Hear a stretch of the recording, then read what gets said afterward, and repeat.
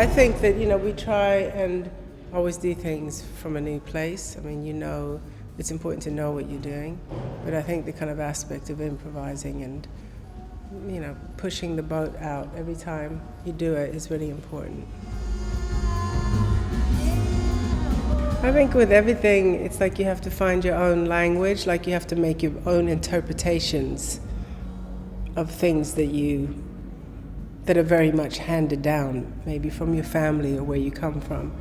But my parents, both my dad, my stepdad, and my mother that's what their philosophy was, very much about finding your own singular voice. And so they gave me, in a way, with the security of knowing that they were there, they gave me a lot of freedom. I mean, they let me go off and live in London by myself when I was 16.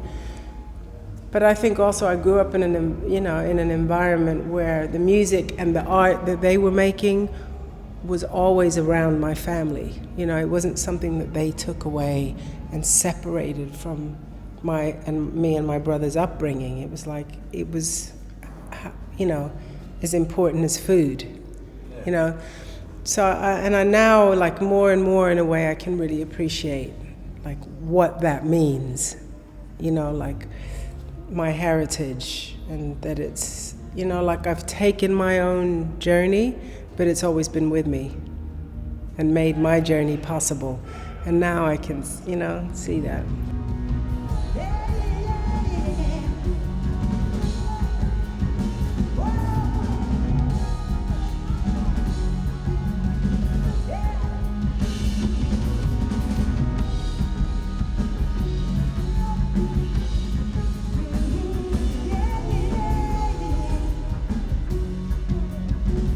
I started to make my own life. That's why I went to London, or why I stayed in London. I went there because I suppose I was really interested in the music. I'd got into punk and the kind of music that was coming after the sort of more post-punk thing.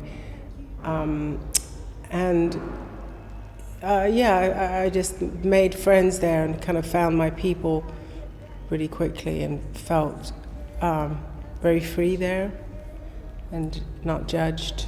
Jack, put it in your pocket till I get back. I'm going to space as fast as I can, and I ain't got time to shake your hand. You remember Sunrise? And like speaking of Ray Petrie, it's a similar sort of thing. A person that isn't interested in telling people what to do, but that just are interested in seeing you do the best that you can do, and making you feel that you can do that. And not everybody has that. It's a certain kind of magic. And I felt that so much. I went to Ornette Coleman's funeral in New York like 3 weeks ago, and it was like, really being part of celebrating a man, and also, burying a chief, a leader, a very sensitive leader. It's free.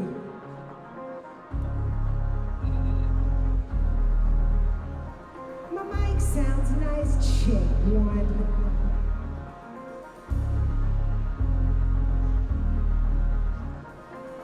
So it was nice. I enjoyed it. I think sometimes it takes a bit of time to just land on your feet. So I felt like I kind of started here, and and it got better. Yeah, it got better. But I enjoyed it. It was like a lot of warm, lovely vibes coming from the audience, and you can just feel that everyone's been having a really good few days here. It's like as soon as I got here, it just I could just feel all the good vibes and the love coming from, you can feel that all the people that are working here and stuff just feel very connected. And actually one of the women that drove us from the hotel today was saying that she's been working here for 8 years, and her son works here too and stuff. So I think that always makes for like really good spirits. And it just seems to be a festival that's like really committed to the music. And I think that's a really beautiful thing, because, there's so many festivals around, and a lot, that are very that just become like an advert or like a kind of a big commercial, and this feels like it's devoted to good music, so that's great. Just a little.